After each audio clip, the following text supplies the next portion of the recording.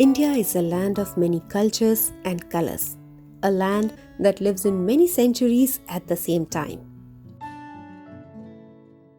Every year, Holy River Ganges attracts devotees from all around the world. Recently, I met an ardent devotee here in Singapore.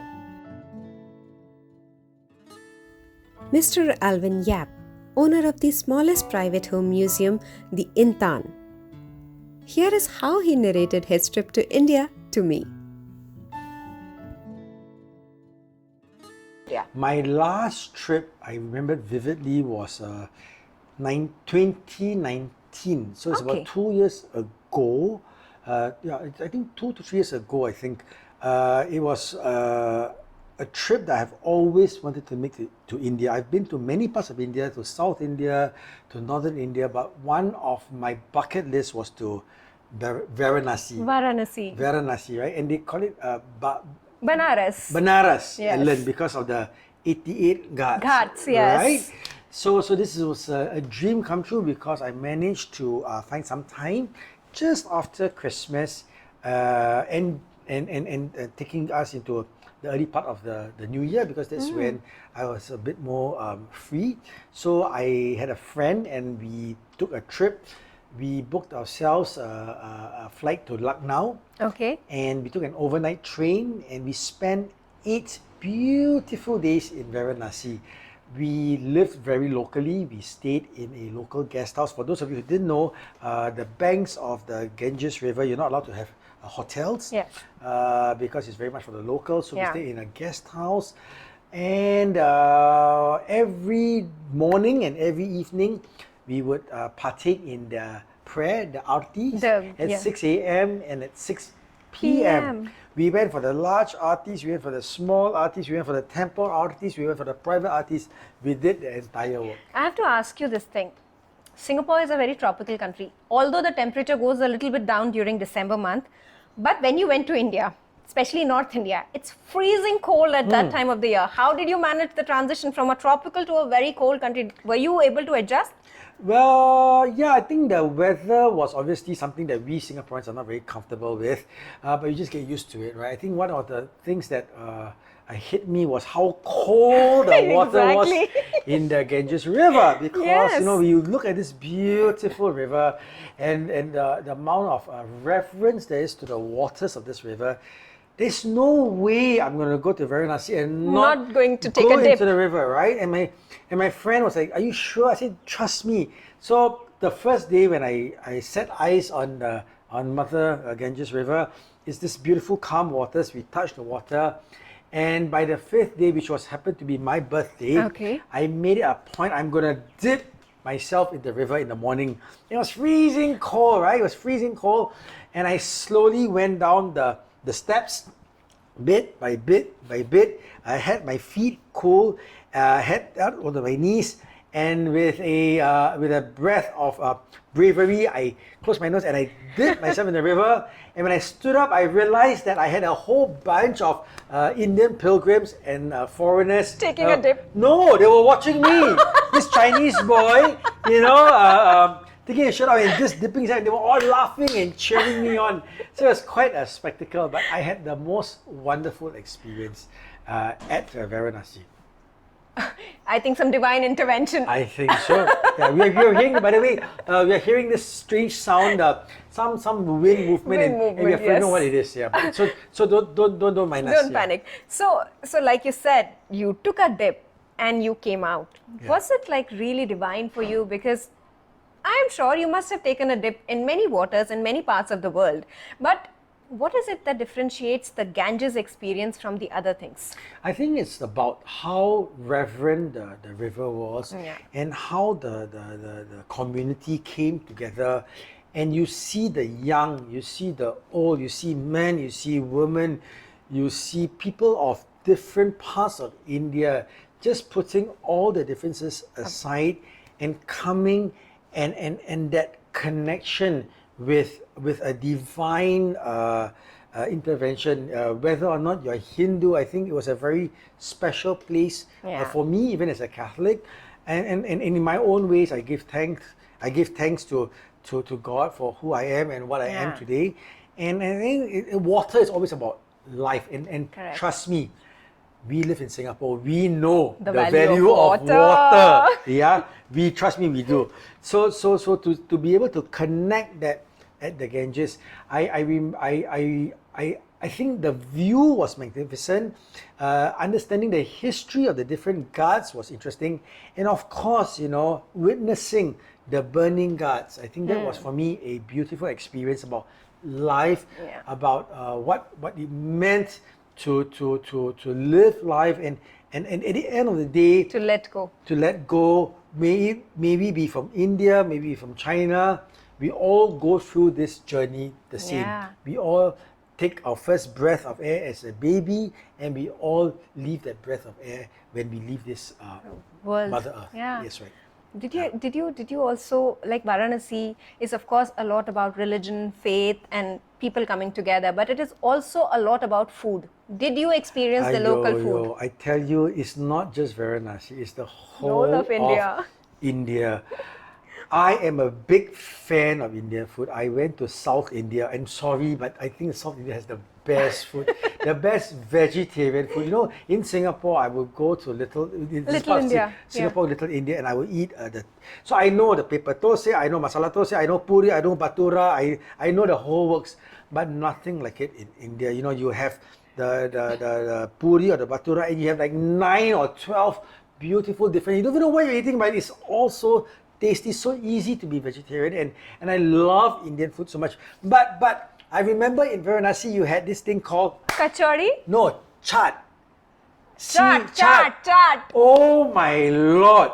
The guy sits on on this bench, and he fries this fragrant, sizzling sound. Potatoes? And Chaat? potatoes is like potato chaat. Aloo tikki?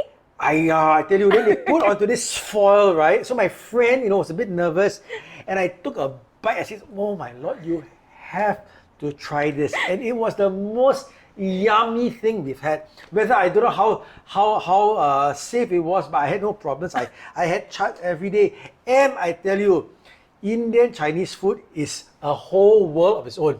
It's not Chinese food. It's special. You have chicken lollipop. Chicken lollipop? Chicken lollipop. Oh my god, I crave for that. It's so different. It's Chinese, but yet it's Manchurian. And then the mother of it all is your masala tea. We had tea every other hour. We knew the best masala tea. There's this guy by the market, and he would spend like 15 minutes. He would smash all the different masalas. herbs, the spices, and you need to drink it from the clay. Yes, clay pot. The clay pot, because the plastic cup just doesn't break it. And talking about break, and after you drink it, you need to go and throw. And break. I don't know why, but you just do it. Yeah, I mean, It's wonderful. It's disposable. Wonderful. Yeah. But Yes. I remembered the masala tea in Varanasi and in the Munnar Hills. I went Munnar to Hills. Munnar, I did a little tour, and they had this lady, and she cooked the best, prepared the best masala tea, at least for me. Yeah. When you were in Varanasi, was language a problem? Not at all. In fact, it was quite funny because, in Varanasi, you had a lot of sadhus, right? Yes. You had the sadhus, right? And so you had the cool sadhus, you had the more spiritual sadhus. And there's this sadhu, right? And he had his full words of white. And what happened was he came from Calcutta. Okay. Now, I lived in Bangladesh for 2.5 years, so I speak a bit of Bengali. Can you? Kamu Like- Acen, Kikobo, Balo Acen, Kanashesh, Dondabat, thank you very much. In fact, today I just spoke to some Bangladeshi at the National Park. But anyway, I suddenly connected. With him? I connected with this sadhu, and he was so happy, and he gave me all his blessings. It was my birthday, and my friend was like, jaw drops. He says, "Good Lord, Alvin, even you can speak to the sadhu." But the other thing I wanted to share with you was because in Varanasi, on the 2nd of January, they would have these handicap event for the Okay. blind, for the deaf. Okay. And I met this Catholic priest. He says, "Would you like to come for our event?" And I went, and because I used to learn, Sign and I language. used to do sign language. I used to teach sign language as a volunteer. And here I was signing with the deaf community in Varanasi, and that was again another wonderful experience. Life comes full for me. circle, I guess. Absolutely. But I need to get this on my chest. So I remembered I was in southern India, in Kerala, I think, and then down South India. And I went to this place, yeah. And it was to watch the birds, the migration of birds. Yeah? Okay. And it's what the Lonely Planet said, right? So I went, I took this long bus journey, and I ended up in no man's land, and it was no man's land. It was hot, there was no restaurant, there's no food, and I said, why am I here? And and of course the next bus would be another 4 hours away. So of course you just make what good of what you have, walking around. And I said, Kana, I said, is there food? I need food, right? And the guy said, yeah, we have, I don't know, some fish curry or something like that. And so I said, where is it? So just sit here. It was some classroom, And then about 10 minutes later, this guy came in with a bucket, he had some some rice, and he had some curry. And I tell you, it was the best fish curry I've ever had. I remember it so well because it was the most unlikely place. And yet, I had the most wonderful. And I think that's what India is for me. It's about surprises. If you go in there with an open mind, especially for us Singaporeans who are so clinical and everything is by the law. And when you go to India, it's this breath of fresh experiences. It's colorful. The people are the friendliest of them all. Everything works in the sense that everything is possible. But as long as you come with an open mind, I love India. Yes. I truly do. I truly do. So other than Varanasi and down south, have you been to other parts of India as well? Yes, I have. So I've been to Chennai. I've been South India. Yeah. I went to Kerala. I've been to Trichy. I have a friend who lives in Trichy. We did Ayapai River. I went to northern India. I went to Jaipur. We had the Udaipur, which is Udaipur. I think it's a yellow city. Ambipur. Anyway, that's where the James Bond movie was. I had wonderful another 8 days again after Christmas because my birthday is in the beginning of January. So I always take, and I hate celebrating my birthdays in Singapore. So I always have Boxing Day, Christmas, the New Year, and my birthday away. And I did a few. So one was in Varanasi, another one was in Calcutta, and I had almost, the biryani in Calcutta is to die for. Oh my Lord. It's How about so the good. Rosagullas? It's so good. I tell you, you cannot go wrong with Indian food.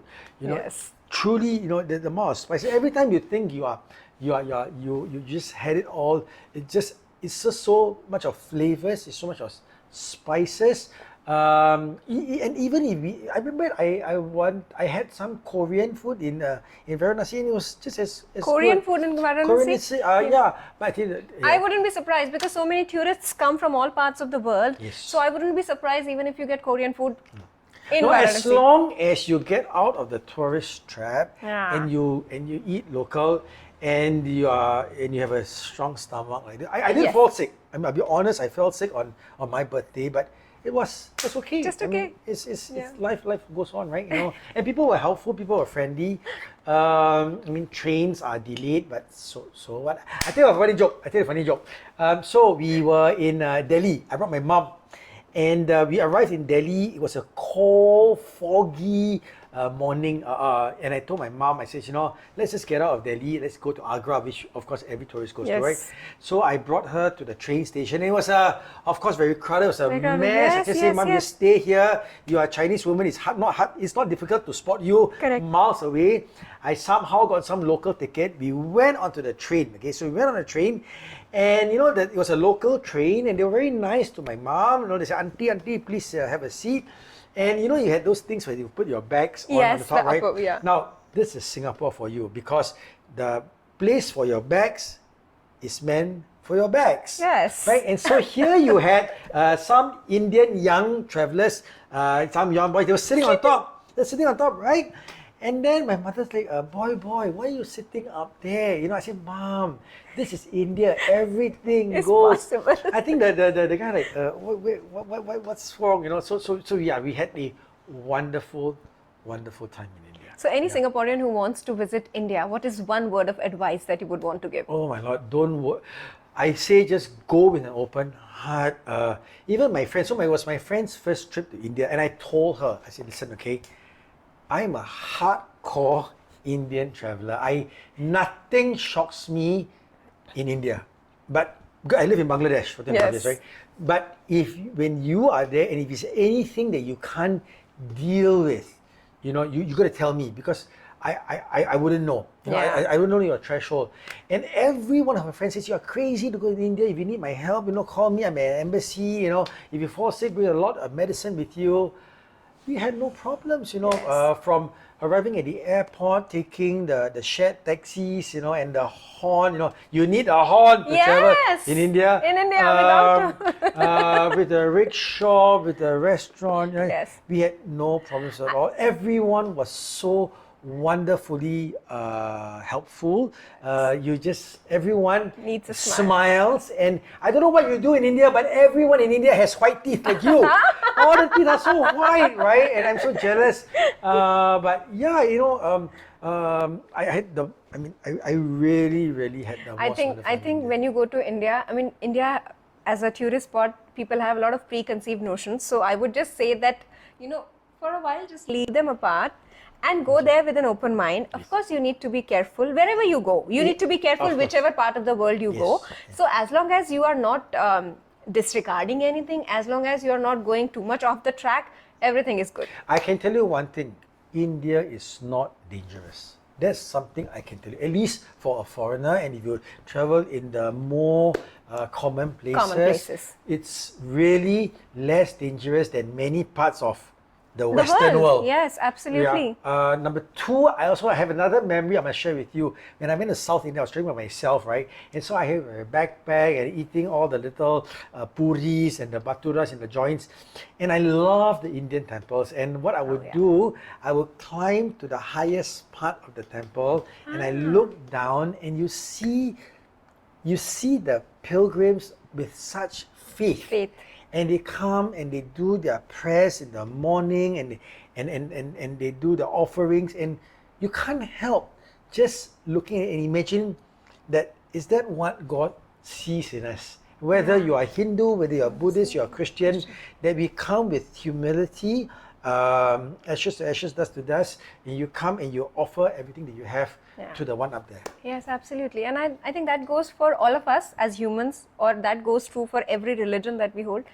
Thank you so much for spending this beautiful evening with us. Thank you for helping me relive my India So next time, whenever you are going to India, just let us know. If you are from the Indian Tourism Board and if you need an ambassador, a Chinese Mr. boy, Alvin is your I man. am the one. Okay, just fly me to India and I'm all yours. And he already knows Bangla, and he already knows what other Indian languages. Hindi, you can manage a little bit. I want to learn Hindi. I think it's such a beautiful the sound is it's especially in the song that you hear, right? Do you watch Hindi movies? I have to ask you this.